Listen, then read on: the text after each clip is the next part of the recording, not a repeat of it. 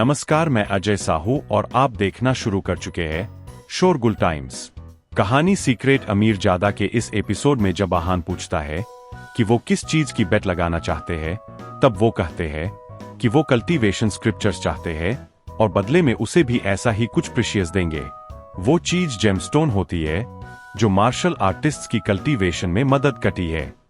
बहुत सोचने के बाद और अपने डाउट्स क्लियर करने के बाद आहान मान जाता है। फाइट का वेन्यू भी डिसाइड हो गया है। इसके बाद आहान और रक्षित होटल से निकल गए। रक्षित के मन में बहुत बेचैनी हो रही थी। जब उससे ज्यादा देर रहा नहीं गया तब उसने आहान से पूछा, ये फाइट फेयर नहीं है, फिर तुम कैसे मान गए? मेरे हिसाब से यह एक अच्छी डील है। मैंने उस स्टोन को हाथ लगाकर देखा है। उसमें एक अलग सी पावर है। यह पावर्स ग्रैंड मास्टर रियल्म से बड़ी है और मैं इसके बारे में और जानना चाहता हूं। आहान ने कहा, पर क्या तुम्हें कॉन्फिडेंस है कि सुखदेव को हरा पाओगे? वो नॉर्थ ईस्ट में सबसे खतरनाक फाइटर है और ट्रांसफॉर्मेशन रियल्म पर है। तुम अभी अभी कन्वर्टिंग फोर्स पर आए हो। अगर तुमसे एक भी गलती तो तुम अपनी जान से हाथ धो बैठोगे। You cannot be careless. Rakshit ने परेशान होते हुए कहा।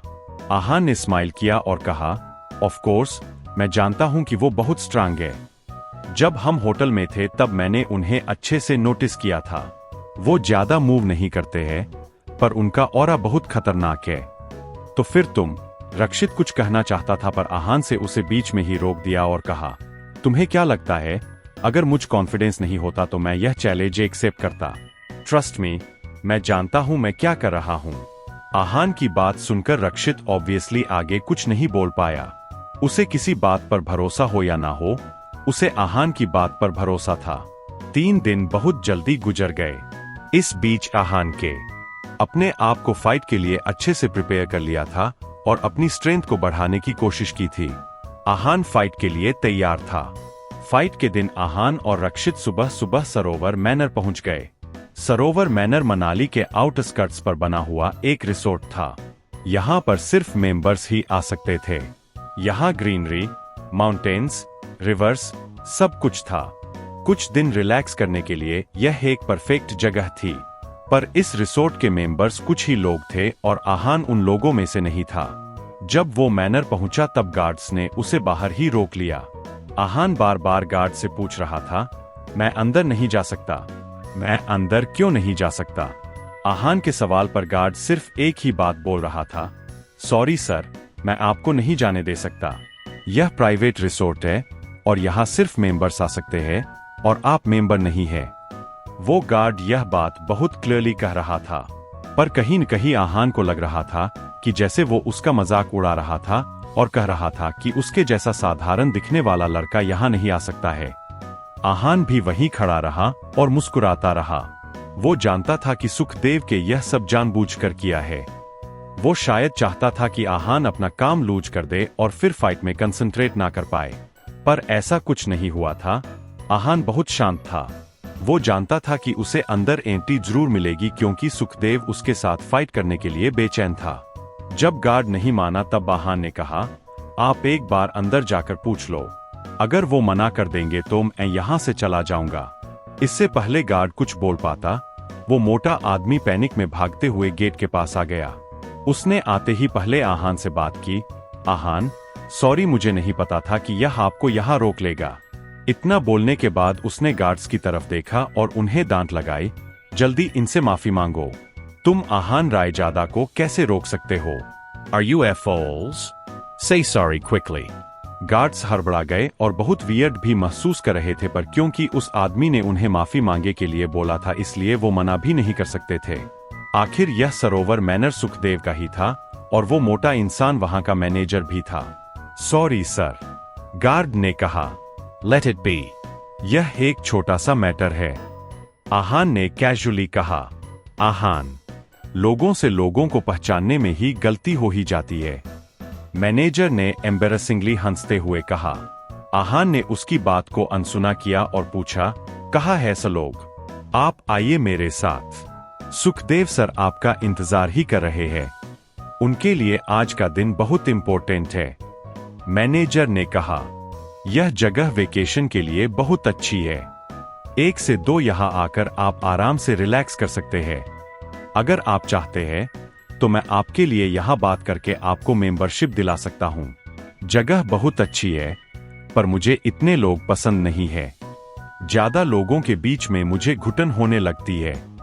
मुझे रिलैक्स करना होगा तो मैं कहीं अकेले रहना पसंद करूंगा। आहान ने कहा, आप सच में बहुत अलग है, मैनेजर ने कहा। इसके बाद वो लोग क्लब हाउस पहुंच गए। वहां पर एक ट्रेनिंग हॉल था जहां पर यह फाइट होने वाली थी। जब आहान अंदर आया तब उसने देखा कि मास्टर सुखदेव के साथ एक इंसान और था जिसे वो जानता था। आहान ने कहा, विनीत सभरवाल, तुम यहाँ क्या कर रहे हो? आहान इसे एक बार ही मिला था पर वो देखते ही पहचान गया था। हाँ, my dear martial arts friend, मुझे उम्मीद नहीं थी कि मैं यहाँ तुमसे मिलूंगा, विनीत ने कहा और आहान की तरफ बाव किया। आहान के पास भी कोई ऑप्शन नहीं था, इसलिए उसने भी बाव किया।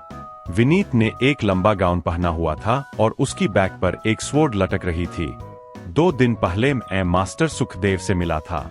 उनके मार्शल आर्ट्स मूव्स देखकर उनका फैन हो गया।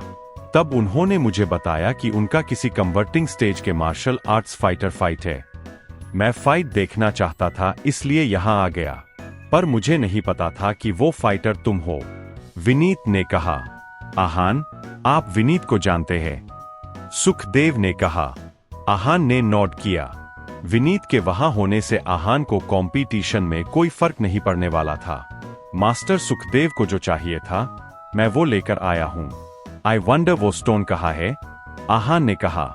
जैसे ही आहान ने यह बात बोली, सुखदेव ने क्लैप किया और 3 से 4 लोग वो बॉक्स लेकर आए। उन्होंने जब बॉक्स वहां रखा तब मैनेजर ने आकर बॉक्स खोल दिया। आहान, आप चेक कर सकते हो। इसके बाद मैं कल्टीवेशन स्क्रिप्ट तुरे देखना चाहूंगा, सुखदेव ने कहा। आहान ने बिना हेजिटेट किए अपने रोब की स्लीव में से एक स्क्रोल निकला और कहा, यह रहे कल्टीवेशन स्क्रिप्चर्स। सुखदेव ने जैसे ही स्क्रिप्चर्स देखे वो उसे आहान के हाथ से छीनना चाहता था, पर आहान की तेज स्पीड की वजह से कोई ऐसा नहीं कर पाया। जैसे ही उसने स्क्रिप्चर्स पर झपटा मारने की कोशिश की, आहान ने अपना हाथ पीछे ले लिया और कहा, not so soon master Sukhdev, आप जब जीत जाएंगे तब मैं आपको यह स्क्रिप्चर्स दे दूंगा। सुखदेव अपनी इस हरकत पर एम्बेरस हो गए और अपना सिर खुजलाने लगे और कहा, ऑफ कोर्स। दोनों पार्टी बेट का सामान लाई थी, इसलिए अब मैच शुरू करने की बारी थी। मैच शुरू होने से पहले मैनेजर ने आहान से कहा, आहान, यह एक गैम्बलिंग फाइट है और ना ही लाइफ एंड डेथ मैच, तो इसके रूल सिंपल है। जो भी इस एरिया से बाहर आ जाएगा या फिर जो भी जमीन पर गिर जाएगा वो यह मैच हार जाएगा।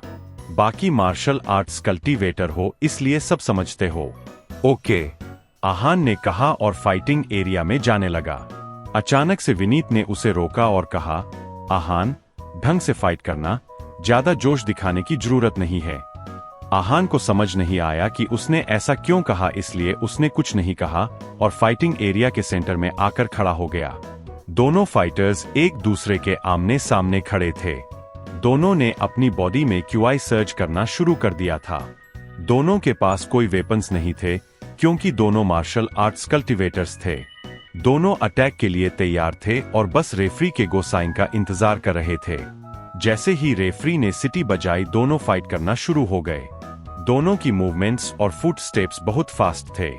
वहां ज्यादा लोग नहीं थे, इसलिए हॉल उनकी मूवमेंट्स से गूंज रहा था। सिर्फ विनीत मूवमेंट्स का ट्रैक रख पा रहा था, बाकी तो सब सिर्फ मैच देख रहे थे।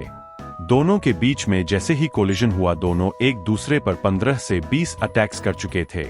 ऐसा लग रहा था जैसे दोनों में टक्कर का मुकाबला चल रहा था। दोनों अभी तक खुलकर अटैक नहीं कर रहे थे और एक दूसरे के वीक पॉइंट को समझने की कोशिश कर रहे थे। दोनों अपने अपने स्टेज के पीक पर थे, इसलिए एक दूसरे की बिना वीकनेस जाने उन्हें हराना मुश्किल था। अगर उन्हें सामने वाले की वीकनेस पता चल जाएगी तो फिर उन्हें सिंगल अटैक में हराया जा सकता है। इस वक्त आहान हवा में उछला और उसने सुखदेव के फेस पर किक किया, पर सुखदेव ने उसे आसानी से ब्लॉक कर दिया था। सुखदेव ने आहान की एंकल पकड़ ली और दूसरे हाथ से उस पर अपना किलिंग मूव करने की कोशिश कर रहा था। आहान ने झटके से अपने पैर वेस्ट कर दिया, छुड़वाया और सुखदेव के मूव को, पर सुखदेव रुका नहीं। वो एक के बाद एक फियर्स अटैक्स कर रहा था। ऐसा लग रहा था जैसे वो आहान को जान से मारना चाहता था। आहान था इसलिए अब वो भी पीछे हटने वाला नहीं था।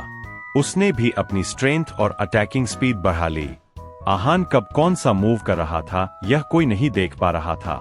तुम बहुत स्ट्रांग हो, मैंने बहुत वक्त से ऐसी फाइट नहीं एक्सपीरियंस की है, सुखदेव ने कहा और 2 कदम पीछे हो गया। आहान भी एक पल के लिए सांस लेना चाहता था, इसलिए वो भी उसके पीछे भागा नहीं और अपनी जगह पर रुक गया। लेट्स गो, सुखदेव ने कहा और आहान की तरफ भागा। उसने आहान को 3 से 4 बार पंच किया पर आहान ने उन्हें इजीली ब्लॉक कर दिया। दोनों के बीच में बहुत सीरियस फाइट चल रही थी। आहान ने कल्टीवेशन स्क्रिप्चर्स को थोड़ा सा पढ़ा था, इसलिए वो ग्रैंड मास्टर मूव्स के बारे में थोड़ा बहुत जानता था। आहान ने उन मूवमेंट्स को यूज करके सुखदेव को दबाने की कोशिश की। अचानक से सुखदेव का ऑरा और फाइटिंग स्टाइल बदल गया। यह देखकर आहान बिल्कुल हैरान हो गया। मैच के बीच में कोई भी अपना ऑरा और फाइटिंग स्टाइल नहीं बदल सकता था। सुखदेव ने आहान की तरफ झपट्टा मारा और उसके लेफ्ट हाथ को खरोंच दिया। उसके हाथ पर गहरे निशान पड़ गए और उसमें से खून बहने लगा। इंजरी ज्यादा बड़ी नहीं थी, इसलिए आहान ने उस पर ध्यान नहीं दिया और उसने फाइट कंटिन्यू की। आहान फाइट करने के लिए अपना मूव तैयार कर ही रहा था कि अचानक से उसके हाथ में दर्द होने लगा। यह दर्द बहुत एक्सट्रीम था और आहान को ऐसी चोट की वजह से ऐसा दर्द नहीं हो सकता था। इस वक्त आहान को लगा कि कुछ गड़बड़ है, इसलिए उसने पूछा, क्या आपने मुझे पाइजन किया है? अगर सुखदेव ने आहान को पाइजन दिया है, तो फिर अब आहान आगे फाइट कैसे कंटिन्यू करेगा? आगे जानने के लिए बने रहिए हमारे चैनल शोरगुल टाइम्स के साथ। बस इसी के साथ यह एपिसोड समाप्त होता है। इस एपिसोड को आगे बढ़ाते हुए कल फिर मुलाकात होगी। आज के लिए बस इतना ही। अब कल तक के लिए इजाजत। नमस्कार, धन्यवाद।